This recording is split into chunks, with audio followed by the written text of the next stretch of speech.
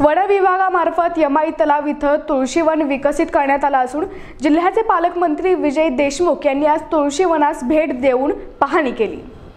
पंढरीत येणाऱ्या भाविकांबरोबर पर्यटकांसाठी तुळशीवन आकर्षणाचं केंद्र ठरणार असून तुळशीवनामध्ये विठ्ठलाची भव्य मूर्ती, विविध संतांच्या 8 शिल्पे उभारण्यात आले आहेत। आकर्षक कारंजे व विद्युत रोषणाई, विविध प्रकारच्या तुळशी, 23 संतांचा जीवनपाठ दाखवणारी भिंतीचित्रे तुळशी वृंदावनात उभारण्यात आली आहेत।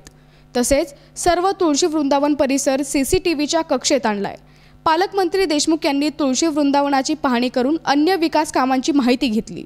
यावेळी बांधकाम विभागाचे कार्यकारी अभियंता चव्हाण, वन विभागाचे अधिकारी व मान्यवर पदाधिकारी उपस्थित होते।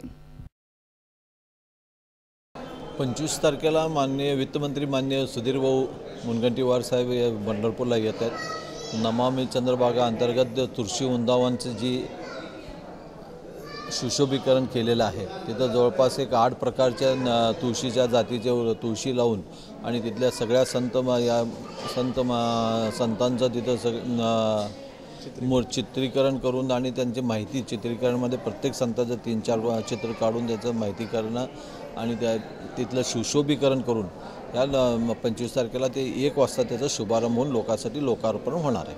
पांडुरंगाची मूर्ती लावलेली आहे, खरे तिथं रुक्मिणी माताची मूर्ती लावली गेलेली नाही आहे।